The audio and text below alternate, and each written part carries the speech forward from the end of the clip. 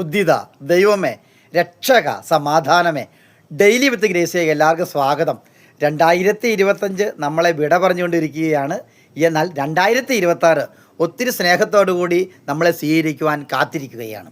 ഈ അവസരത്തിൽ 2025 നല്ലതായിരുന്നു, പൂർണ്ണമായിട്ടും നല്ലതായിരുന്നു. എന്തായിരുന്നു കുറവ്? നാം ചെയ്ത നന്മയുടെ ഫലമായി നമുക്ക് നന്മ ലഭിച്ചു, തിന്മയുടെ ഫലമായി തിന്മ ലഭിച്ചു. കർമ്മഫലമാണ് നമ്മൾക്ക് ലഭിച്ച കാര്യങ്ങൾ. ഈ അവസരത്തിൽ ഈ 2025 പോകാത്ത പള്ളികളില്ല, അമ്പലങ്ങളില്ല, പുണ്യസ്ഥലങ്ങൾ. എന്തിനാ? നമ്മുടെ പ്രശ്നങ്ങൾക്ക് പരിഹാരമുണ്ടാകണം, കാര്യങ്ങൾ കുറേ സാധിക്കാനുണ്ട്. എന്നാൽ ഒന്നാമതായി നാം ചിന്തിക്കേണ്ടത്, കുറച്ച് തെറ്റുപറ്റിപ്പോയി. നമ്മിൽ വസിക്കുന്ന ദൈവത്തെ മനസ്സിലാക്കിക്കൊണ്ട് ആ ദൈവം പറഞ്ഞു തരുന്ന കുറവുകൾ നികത്തുവാനും പ്രശ്നങ്ങൾ പരിഹരിക്കുവാനും എനിക്ക് കഴിഞ്ഞോ എങ്കിൽ എല്ലാ പ്രശ്നങ്ങൾക്കും പരിഹാരമുണ്ട്. കാരണം ആദ്യം ദൈവത്തെ രാജ്യവും നീതി അന്വേഷിക്കുക, വാക്യം ലഭിക്കും. എന്താണ് അന്വേഷിക്കുന്നത്? നീതിയും രാജ്യവും.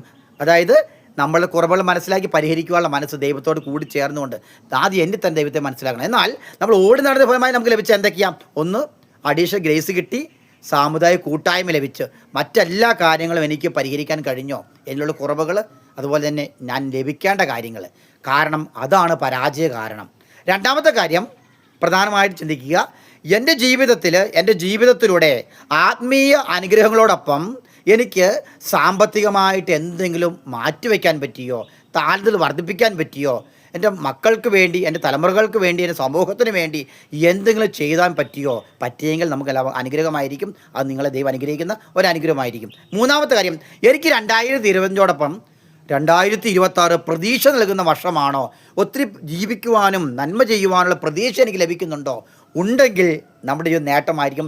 ഇല്ലെങ്കിൽ അത് നേടുവാൻ നമുക്ക് ഏതാനും ദിവസങ്ങൾക്കുള്ളിൽ നാം പരിശ്രമിച്ചുകൊണ്ടിരിക്കണം. ഈ ജീവിതത്തിൽ prevention is better than cure എന്ന വാക്ക് പ്രധാനമാണെന്ന് എൻ്റെ മനസ്സിലേക്ക് വിചാരിക്കുന്നു. കാരണം എനിക്ക് നഷ്ടങ്ങളൊന്നുമില്ല, ലാഭങ്ങളുണ്ടായിരുന്നു. എന്നാൽ ഒന്നിച്ചുണ്ട് ചില കാര്യത്തിൽ കുറവിൽ prevention is better than cure. കൂടുതൽ എന്നെ നയിക്കുന്നവരായാലും ഞാനായാലും കൂടുതൽ സുരക്ഷിതമായ വഴികൾ തിരഞ്ഞെടുക്കുവാൻ കഴിഞ്ഞാൽ നമ്മുടെ ഇത് വിജയിക്കും.